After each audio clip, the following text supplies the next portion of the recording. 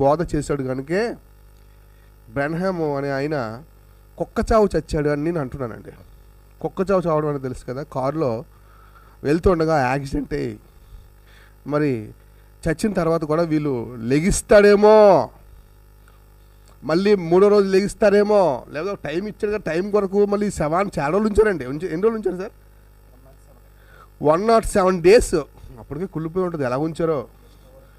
Easter వారు అంటే Easter, మరి యేసుప్రభు వారు ఈస్టర్ మీద లెగిస్తారని కాంటెస్ట్ ఉంది కదా, అలాగ అనుకున్నారేమో.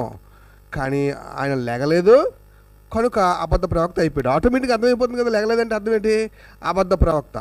చాలా క్లియర్గా అర్థమవుతుంది. బ్రెన్హామ్ అనే ఆయన ఒక పెద్ద అబద్ధ ప్రవక్త. తన బోధల వల్లే స్వకీయ నాశనం తెచ్చుకున్నాడు, సొంత నాశనాన్ని తెచ్చుకున్నాడు.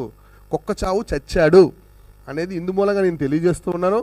ఇలాంటి బోధలు ఎవరైనా చేస్తే వాళ్ళ గతి కూడా ఇదే అని కూడా ప్రకటిస్తున్నాను. ఎందుకంటే బైబిల్ తప్ప, యేసుక్రీస్తు తప్ప మనం ఎవరిని చూడకూడదు.